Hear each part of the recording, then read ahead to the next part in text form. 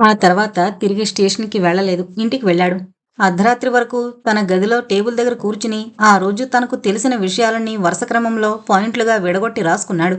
ఆ అలవాటు అతను సర్వీస్‌లో అడుగుపెట్టినప్పటి నుండి ఉంది. ఇన్వెస్టిగేషన్‌లో ఎప్పటికప్పుడు దొరికే సమాచారాన్ని పొరపాటుగానైనా మరిచిపోకుండా ఉండడానికి అతను ఆ విధమైన రిపోర్ట్ తయారు చేసుకుంటాడు. ముందుగా అతను శ్రీవాత్సవ్ యొక్క లాయర్ గణపతిరావు చెప్పిన విషయాలన్నీ ఒక ఆర్డర్‌లో పెట్టుకున్నాడు. తర్వాత సాయి ప్రసాద్ చెప్పిన వివరాల్ని వాటి కిందే రాసుకున్నాడు. చాలాసేపు ఆ పాయింట్స్‌ని చూస్తూ ఆలోచిస్తుండిపోయాడు. క్రమక్రమంగా అతని ఆలోచనలు, ఊహలు అన్నీ ఒక కొలిక్కొచ్చాయి. అప్పుడు ఫ్రెష్‌గా ఒక కాగితం తీసుకుని రాయడం ప్రారంభించాడు.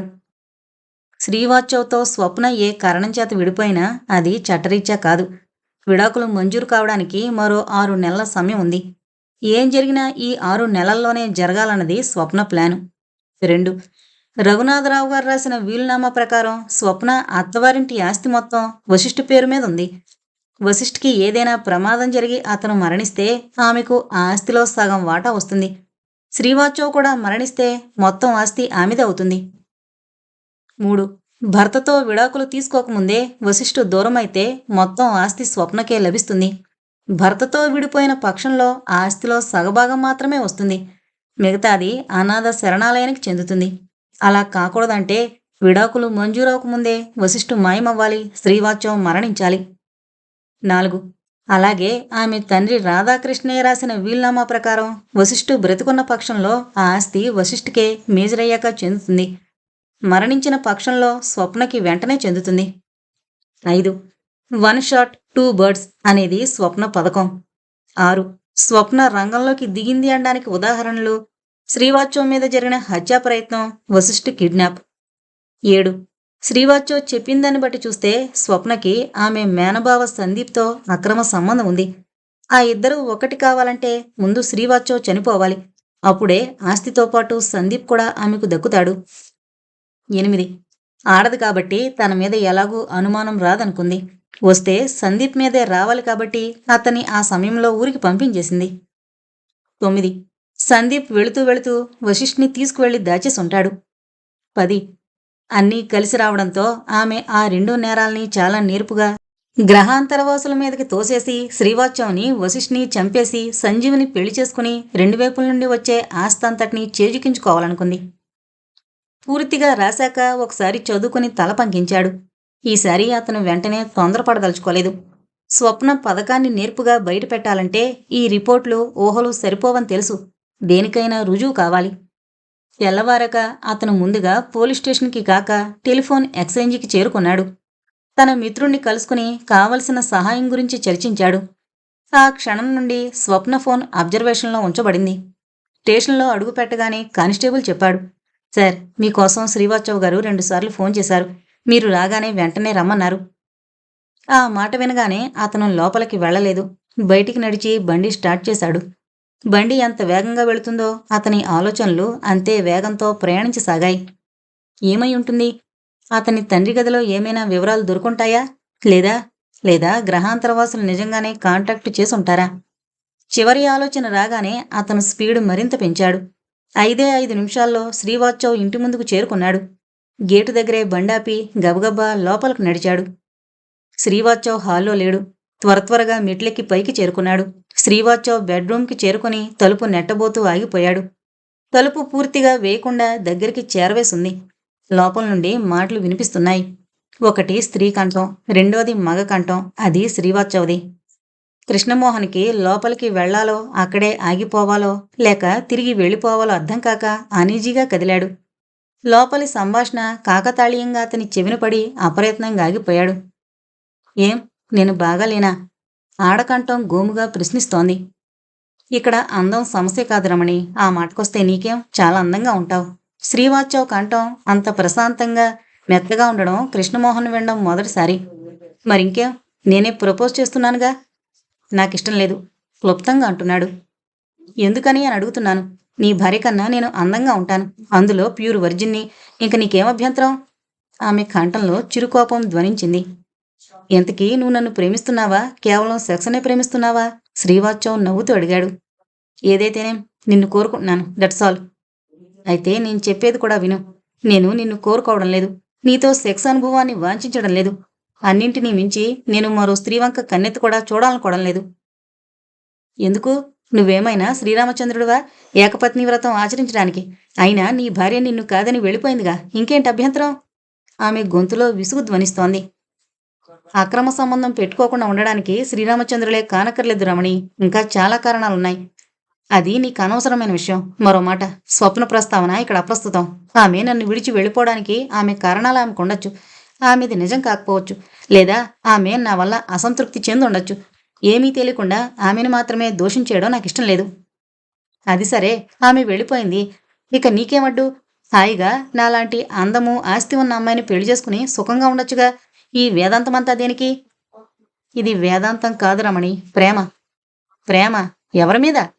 ఆమె గొంతులో హేళన ధ్వనించింది. నా భార్య స్వప్న మీద. శ్రీవాత్సవ్ కంఠం స్థిరంగా పలికింది. నీ భార్య మీద? ఆమె పగలబడి నవ్వింది. నిన్ను కాదని మరో మొగాడితో కులుకుతున్న నీ భార్య మీద నీకింకా ప్రేమ ఉందా? ఆశ్చర్యంగా అడిగింది. ఉంది. అతని గొంతులో అదే స్థిరత్వం. ప్రేమ అనేది చాలామందికి పెళ్లికి ముందే కలుగుతుందంటారు. కానీ నాకు పెళ్ళయ్యాక కలిగింది. స్వప్నం మీద పెంచుకున్న ఆ ప్రేమ నాలో ఇంకా తగ్గలేదు. అలా తగ్గేదైతే అది ప్రేమ కాదన్న నా ఉద్దేశం. ఆమె మధ్యలో కల్పించుకుని, నీకున్న విలువలు ఆమెకు లేనప్పుడు నువ్వు మాత్రం పవిత్రంగా ఎందుకుండాలి అంది. అతను తెల్లబోయినట్టు, అదేంటి? ఆమె వదులుకున్నంత మాత్రాన నా మనసులో నేను ఆమెను ప్రతిష్ఠించుకోవడంలో తప్పే ఉంది అన్నాడు. తప్పు గురించి కాదు నేను చెప్పేది. ఆ అవసరం నీకేంటి అని. అంటే ఏంటి నీ ఉద్దేశం? నా భార్యగా ఆమె కొనసాగినంతకాలం నేను ఆమెను ప్రేమించాలి. వెళ్ళిపోయిన పక్షంలో ఆమెని ద్వేషించాలి. అంతేగా? ఈ థీరీ అంతా నాకు తెలీదు రమణి. తెలిసిందల్లా ఆమెని నా భార్య అనుకోవడం అంతే. మధ్యలో ఆమె నన్ను విడిచి వెళ్ళిపోయినా నాకు భార్య కాకుండా పోదు. ఒక్కటి గుర్తుపెట్టుకో రమణి, అవతల వ్యక్తితో అవసరం ఉన్నంతకాలమే ప్రేమించడం, ఆ తర్వాత మరిచిపోవడం అనేది మనుషులు చేయాల్సిన పని కాదు. మన అవసరం వారికి లేకపోయినా, వారి అవసరం మనకి లేకపోయినా ఎప్పుడూ మారకుండా ఉంటేనే అది నిజమైన ప్రేమ. లేదంటే ఆ పదానికి అర్థమే లేదు. వింటున్న కృష్ణమోహన్కి వెంటనే వెళ్ళి ఆ రమణి అనే ఆవిడ మొహంలో మారిన రంగుల్ని చూడాలన్నంత గాఢమైన కోరిక కలిగింది. పక్కన కిటికీ తలుపు కొద్దిగా తీసుంది. శబ్దం కాకుండా అటుకేసి నడిచి ఆ సందులోంచి చూశాడు. శ్రీవాత్సవ్ సోఫాలో అటు తిరిగి కూర్చునున్నాడు. అతనికి ఎదురుగా ఆమె కూర్చుంది. ఆమె వేషధారణ చాలా అధునాతనంగా ఉంది. బాబ్డ్ హెయిర్, పెదవులకి rose colour lipstick, sleeveless blouse మీద పల్చని చీర ఆమె శరీరంలోని అందాల్ని కొట్టొచ్చేటట్టు కనిపించేలా చేస్తున్నాయి. శ్రీవాత్సవ్ అన్న మాటకి ఆమె మొహం ఎర్రగా మారింది. అతను నిశ్శబ్దంగా అక్కడి నుంచి పక్కకు తొలిగాడు. లోపల నుండి ఆమె విసుగ్గా అనడం వినిపిస్తోంది. ఏమో, ఈ విలువలు, ఈ అవసరాలు, ఈ ప్రేమలు ఇవన్నీ ట్రాష్. వీలైనంతవరకు జీవితాన్ని ఎంజాయ్ చెయ్యాలి. నీకేం తక్కువ? మంచి వయసులో ఉన్నావు. అందం, ఆస్తి, అంతస్తు ఎన్నో ఉన్నాయి. నువ్వు తలచుకుంటే నాకన్నా అందమైన వాళ్ళు క్యూ కడతారని కూడా నీకు తెలిసే ఉంటుంది. పోనీలే రమణి, నా గురించి నీకు బాధ దేనికి? బాధ నీ గురించి కాదు, పిరికితనాన్ని కప్పిపుచ్చుకోవడానికి ఒక అందమైన ముసుగు వేసుకుంటున్నావే అందుకు. ఆమె గొంతు కసిగా ధ్వనించింది. పోనీ అలాగే అనుకో. మెత్తగా ఉంది శ్రీవాత్సవ్ స్వరం. అదంతా నాకు అనవసరం. మనిద్దరం చదువుకునే రోజుల నుండే నేను నిన్ను ఆరాధిస్తున్నానని నీకు చాలాసార్లు చెప్పాను. చదువు కోసం నేను అమెరికా వెళ్ళగానే నువ్వు పెళ్లి చేసుకున్నావని తెలిసి ఎంత బాధపడ్డానో. అందుకే ఇన్నాళ్ళు ఇండియా రాలేదు. ఇక లాభం లేదు. నువ్వు కూడా ఒంటరిగానే ఉన్నావని తెలిసాక నేను స్థిమితంగా ఉండలేను. మనం పెళ్లి చేసుకుందాం వాస్తవ్. ఇక నేను ఆగలేను, ఆగను కూడా. ఆమె ఆవేశంగా అంది. ఒక పెళ్ళైన వాడిని చేసుకుని నువ్వేం సుఖపడతావు రమణి? నీకెంతో భవిష్యత్తుంది. ఆలోచన మానుకో. నేనే మంచి సంబంధం చూసి నీకు పెళ్లి చేస్తాను. హాయిగా సంసారం చేసుకో. అతని మాటల్ని మధ్యలోనే త్రుంచేస్తూ ఆమె గట్టిగా అరిచింది. వద్దు, నాకేం చెప్పొద్దు. నేను వినే స్థితిలో లేను. నాకు నువ్వు కావాలి అంతే. ఆమె గొంతు స్థిరంగా ధ్వనించింది. అతను దీర్ఘంగా నిట్టూర్చడం కృష్ణమోహన్కి వినిపించింది. అదే నీ నిర్ణయమా? అవును. అయితే నేను చెప్పేది విను. నా గురించి నీకు తెలియాలి. ఏముంది తెలుసుకోవడానికి? ఇంకా నాకేం చెప్పొద్దు. ఆమె గొంతు ఈసారి గారాబంగా వినిపించింది. లేదు రమణి, ఇది నువ్వు తప్పకుండా తెలుసుకోవాల్సిన విషయం. ఏంటది? కొద్ది ఆసక్తిగా అడిగింది. అతను చిన్న స్వరంతో అన్నాడు. నేను ఇంపార్టెంట్ని. ఏంటి? తెల్లబోయినట్టు అడిగిందామె. అవును రమణి, నేను సంసారానికి పనికిరాను. అనవసరంగా నీలో లేనిపోని ఆశలు నాకు తెలియకుండా కల్పించుంటే క్షమించు. నిన్ను పెళ్లి చేసుకుని నీ జీవితాన్ని కూడా నరకం చేయడం నాకిష్టం లేదు. పెళ్ళైన తర్వాత యాక్సిడెంట్లో. శ్రీవాత్సవ్ అనునయంగా ఆమెకింకా ఏదో చెబుతూనే ఉన్నాడు. వింటున్న కృష్ణమోహన్ పూర్తిగా కదిలిపోయాడు. ఒక మగవాడు ఏ సమయంలోనూ ఎవరి దగ్గర చెప్పుకోలేని జీవిత రహస్యాన్ని, ఒక అమాయకురాలి జీవితాన్ని నిలబెట్టడం కోసం చెబుతోన్న శ్రీవాత్సవ వ్యక్తిత్వం అతని గుండెల్లో హిమాలయాల్లా పెరిగిపోయింది. అక్కడ్నుండి నిశ్శబ్దంగా వెనుతిరిగాడు. మెట్లు దిగుతున్న అతడికి లోపల శ్రీవాత్సవ్‌తో రమణి క్షమించమని అడగడం వినిపిస్తోంది. మామూలుగా వచ్చి కింద సోఫాలో కూర్చున్నాడు. 5 నిమిషాల తర్వాత శ్రీవాత్సవ్ మెట్లు దిగి కిందకొచ్చాడు. కృష్ణమోహన్ని చూస్తూనే విష్ చేశాడు. వచ్చారా? మీకోసం 2 సార్లు ఫోన్ చేశాను. అవునట. నేనిందాకే స్టేషన్‌కొచ్చాను. రాగానే కానిస్టేబుల్ చెప్పాడు. ఏదైనా అర్జెంటా? ఇద్దరూ రమణ విషయం తెలియనట్టే మాట్లాడుకోసాగారు. అదేం కాదుగాని మధ్యలో ఈ జర్నలిస్ట్ ఎవరో వచ్చి నానా ప్రశ్నలు వేసి ఆ గ్రహాంతరవాసుల గురించి చెప్పమని వేధిస్తున్నాడు. నా ఇంటర్వ్యూ ఇమ్మని అడిగాడు. సాయంత్రం రమ్మని చెప్పాను. ఈ లోపులో మీతో మాట్లాడొచ్చని అంటూ అతనికెదురుగా సోఫాలో కూర్చున్నాడు శ్రీవాత్సవ్. ఓ అతనా? నన్ను వివరాలు అడుగుతుంటే తప్పించుకోవడానికి మీ దగ్గరికి వెళ్ళమన్నాను. ఈసారొస్తే ఎలాగో మేనేజ్ చేసి ఏం చెప్పకుండా పంపించేయండి. ఎలా? అతను సగం వివరాలు తెలుసుకునే వచ్చాడు. ఇప్పుడు నేనేమీ చెప్పకపోతే అది మరో తంట. విసుగుమిళితమైన గొంతుతో అన్నాడు శ్రీవాత్సవ్. కానీ చెబితే అది ప్రపంచం మొత్తం పాకిపోయి ఒక అలజడిని సృష్టిస్తుందనిపిస్తుంది. అయితే ఏం చేద్దామంటారు? అదే నాకు అర్థం కావడం లేదు. కృష్ణమోహన్ సాలోచనగా చూస్తూ అన్నాడు. పోనీ చెప్పేస్తాను. దానివల్ల మనకేమీ ఇబ్బంది కలగదుగా. చెప్పడం వల్ల ఇబ్బంది ఏర్పడేది ఇన్వెస్టిగేషన్‌కి, ఆ తర్వాత ప్రభుత్వానికి. ఈ విషయం ఒక పత్రికలో వచ్చిందంటే దేశం మొత్తం మీదున్న పత్రికలన్నీ మన మీద దండయాత్ర చేసేసి అనవసరమైన ప్రశ్నలతో వేధించి చంపుతాయి. అదీగాక ఏదో గ్రహం నుండి వచ్చిన వాళ్ళు మీ మీద హత్యా ప్రయత్నం చేశారంటే దానివల్ల ప్రజల్లో భయాందోళనలు మొదలవుతాయి. తీగ కదలగానే వశిష్ఠు కిడ్నాప్ ఉదంతం బయటికి రాకమాందు. అప్పుడది మరీ ప్రమాదకరమైన పరిస్థితి. గ్రహాంతరవాసులొచ్చి పిల్లల్ని ఎత్తుకు వెళుతున్నారని తెలిస్తే తల్లిదండ్రులు తమ పిల్లల్ని స్కూలుకి కాదు కదా కనీసం బయటకు కూడా పంపించరు. ఈ విధంగా మరిన్ని పుకార్లు మొదలవుతాయి. అదంతా కలిసి ప్రతిపక్షాలకి ప్లస్ పాయింట్‌గా మారి ప్రభుత్వాన్ని దుయ్యబట్టడం ప్రారంభిస్తారు. ఆగి ఊపిరి పీల్చుకుని తిరిగి చెప్పసాగాడు. ఇది ఒక కోణం మాత్రమే. ఇదంతా నమ్మేవాళ్ల వల్ల కలిగే అలజడి మాత్రమే. ఇక నమ్మని వాళ్ళుంటారు. వీళ్లలో ఎక్కువ శాతం మా డిపార్ట్మెంట్‌లోని వారే ఉంటారు. మా పై ఆఫీసర్లు దేశంలో ఈ కేసు మీద కలిగే అలజడిని చూసి మా మీద ఒత్తిడి తీసుకొస్తారు. అదంతా అబద్ధమని స్టేట్మెంట్ ఇచ్చేసి కేసు క్లోజ్ చేయమంటారు. లేదా కేసుని త్వరగా సాల్వ్ చేయమంటూ నిమిషానికొకసారి ఫోన్లు చేసి చివాట్లు పెడుతుంటారు. ఇన్ని ప్రాబ్లమ్స్ వస్తాయా? అసలు నేనా కోణంలోంచి ఆలోచించలేదు. ఎంతసేపు మనకి ఎటువంటి ఇబ్బందొస్తుందో అని మాత్రమే ఆలోచించాను. శ్రీవాత్సవ్ ఆశ్చర్యంగా అన్నాడు. అది సరే, ఇంతకీ అతను ఎప్పుడొస్తానన్నాడు? తెలీదు. సాయంత్రం రమ్మని చెప్పాను. ఈ లోపులో మీతో మాట్లాడే టైం ఉంటుంది కదా అని. సరే, ఇక చేసేదేముంది? బహుశా అతను ఆ వివరాల్ని మా కానిస్టేబుల్స్ ద్వారా రాబట్టుంటాడు. ఇప్పుడు మనం చెప్పకపోవడం వల్ల వారు ఊహించిందేదో రాసేస్తారు. అంతకన్నా నిజం చెప్పడమే బెటర్. ఈసారి అతనొస్తే క్లుప్తంగా విషయం చెప్పండి. మిమ్మల్ని ఫోటో తీయనీకండి. మీ ముఖం మీదున్న గాయాలు చూసి ఇంకా భయభ్రాంతులవుతారు. అలాగే. సాయంత్రం 4కి కృష్ణమోహన్ ప్రొఫెసర్ దయానిధిని కలిశాడు. వివరాలు విని ప్రొఫెసర్ అలాంటి వింత ఆకారం ఆటవిక తెగలోనూ లేదని, అసలు ఈ ప్రపంచంలోనే లేదని చెప్పాడు. పోలీస్ స్టేషన్‌కి తిరిగొచ్చిన కృష్ణమోహన్ ఆలోచించసాగాడు. తను ఊహించిందే నిజమనిపించసాగింది. వేలిముద్రలతో సహా ఆ ఆకారాన్ని స్వప్నే ఏర్పాటు చేసి ఉండొచ్చు అనుకున్నాడు. ఆమె వేసిన ప్లాన్లన్నింటినీ బయటపెట్టాలంటే వశిష్ఠ్‌ని ఆమె ఎక్కడ దాచిందో తెలియాలి. అది తెలియాలంటే ముందు సందీప్ ఏ ఊరెళ్ళాడో తెలుసుకోవాలి. వశిష్ఠు కిడ్నాప్ కాబడ్డ రోజు సందీప్ ఊళ్ళో లేడంటే ఖచ్చితంగా అతనే వశిష్ఠ్‌ని ఏదైనా ఊళ్ళో దాచేసుండాలి. ఆ ఆలోచన రాగానే అతనికి ఆలస్యం చేయలేదు. బైక్ తీసుకుని తనకు తెలుసున్న కొన్ని ట్రావెలింగ్ ఏజెన్సీలకు వెళ్లి సందీప్ పేరున ఈ వారం 10 రోజుల్లో ఎక్కడికైనా టికెట్ బుక్ చేయించుకున్నాడేమో కనుక్కున్నాడు. ఆ పేరుగల వాళ్ళెవరూ గత 15 రోజులుగా తమని కన్సల్ట్ చేయలేదన్నారు. అక్కడ్నుండి ఎయిర్పోర్ట్‌కు వెళ్లి ఎంక్వైరీ చేశాడు. అక్కడ కూడా లేదనే సమాచారం వచ్చింది. చివరికి రైల్వే స్టేషన్‌లో క్లర్కుగా పనిచేస్తున్న తన కజిన్ దగ్గరికి బయలుదేరాడు. అతడికి తను చేస్తున్న ఈ ప్రయత్నంలో రిస్క్ ఉందని తెలిసి రిస్క్ తీసుకుంటున్నాడు. ఒకవేళ సందీప్ మారుపేరున ప్రయాణం చేస్తే అది తనకు తెలిసే అవకాశం లేదు. దేనికైనా 50-50 ఛాన్స్ ఉంది. ఆ మిగతా 50% ఛాన్స్‌ని అతడు వదులుకోదలుచుకోలేదు. 5 నిమిషాల్లో డ్యూటీలో ఉన్న అతడి కజిన్ని కలుసుకుని క్లుప్తంగా తనకు కావలసిన ఇన్ఫర్మేషన్ గురించి చెప్పాడు. ఏదైనా కేసా?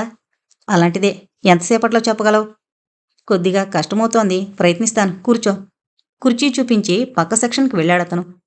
కృష్ణమోహన్ కుర్చీలో కూర్చుని అతని కజిన్ కోసం వెయిట్ చేయసాగాడు. ఒకవేళ సందీప్ ఎక్కడికి వెళ్ళాడో తెలిస్తే అక్కడి నుంచి సమస్యని పరిష్కరించుకుంటూ రావాలి. సందీప్ని ఇంట్రాగేట్ చేసి నిజం రాబట్టడమో లేక అతను వెళ్ళిన ఊరెళ్ళి ఇన్వెస్టిగేట్ చేయడమో ఏదో ఒకటి చెయ్యాలి. ముందు సందీప్ ఏ ఊరెళ్ళాడో తెలియాలి. 15 నిమిషాల వరకు అతడు అవే ఆలోచనల్లో మునిగిపోయాడు. అప్పుడొచ్చాడు అతడి కజిన్. ఏమైంది? అతన్ని చూస్తూనే ఆతృతగా అడిగాడు కృష్ణమోహన్. తెలిసింది, కుర్చీలో కూర్చుంటూ చెప్పాడతను. సందీప్ అనే వ్యక్తి పోయిన 16వ తేదీన ఒక ఫుల్ టికెటే కాక మరో హాఫ్ టికెట్ కూడా రిజర్వ్ చేయించుకున్నాడు. ఎక్కడికి? అతడి కంఠం అతడికే గట్టిగా వినపడేటట్టు అడిగాడు. ఢిల్లీకి. ఢిల్లీనా? ఆశ్చర్యంగా అడిగాడు కృష్ణమోహన్. అవును. ఏ తేదీనన్నావు? 16వ తేదీన. 16వ తేదీ వశిష్ఠ్ కిడ్నాప్ కాబడిన తేదీ అది. సందీప్ 1:30 టికెట్లు బుక్ చేశాడు. వరుసగా గంట సేపటి నుండి సిగరెట్లు తాగుతూ ఆలోచించసాగాడు కృష్ణమోహన్. సందీప్ వశిష్ఠ్ని దాచేసి ఉంటాడన్నది నిర్వివాదాంశం.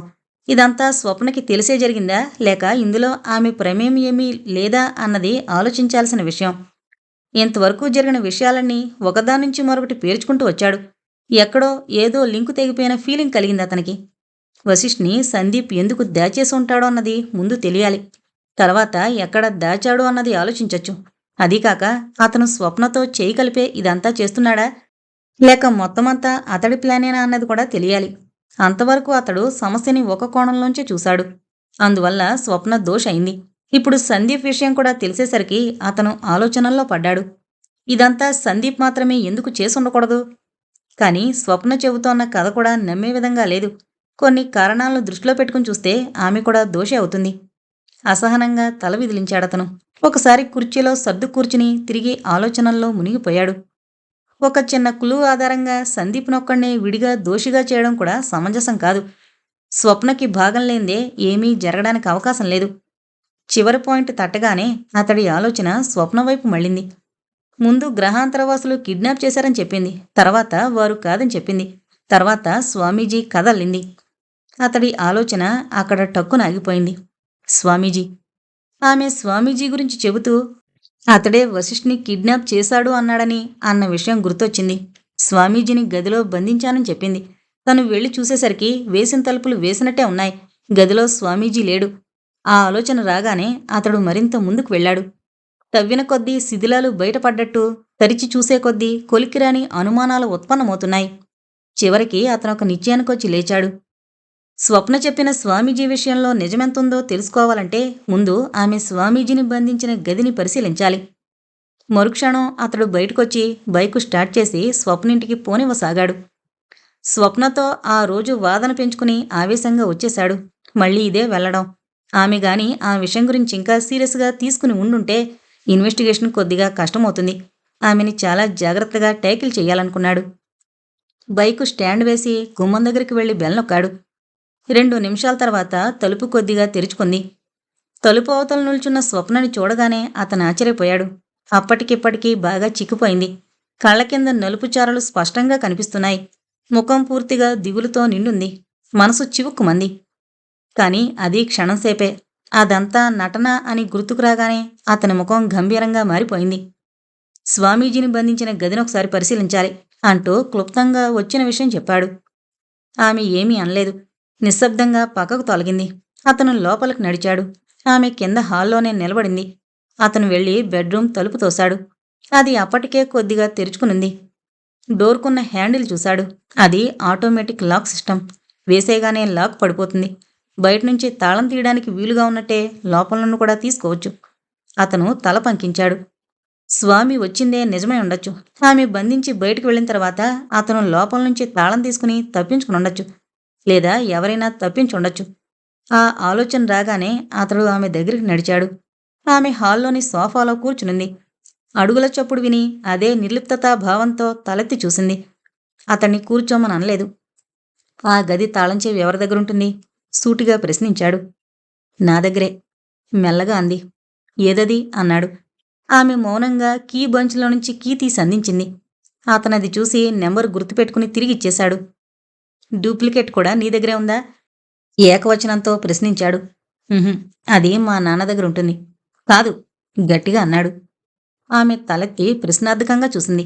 అతనే తిరిగి అన్నాడు. ఆ డూప్లికేట్ సందీప్ దగ్గరుంటుంది. మీ నాన్న దగ్గర కాదు. అతని దగ్గరెందుకుంటుంది? అయోమయంగా అడిగింది. నీ బెడ్రూమ్‌కి కదా! వ్యంగ్యంగా అన్నాడు. What do you mean? కోపంగా లేస్తూ అంది. యస్. అది ఖచ్చితంగా సందీప్ దగ్గరే ఉంటుంది. అతడికి తప్ప మరెవరికీ స్వామీజీని తప్పించే అవకాశం లేదు. మీరు ఏది నమ్మారు గనుక మీరు ఏమైనా ఊహించుకోండి. నేనేమీ చెప్పలేను అందామె.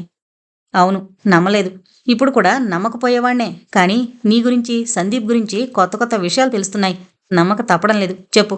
ఆ తాళం చెవి సందీప్ దగ్గరే ఉంది కదూ?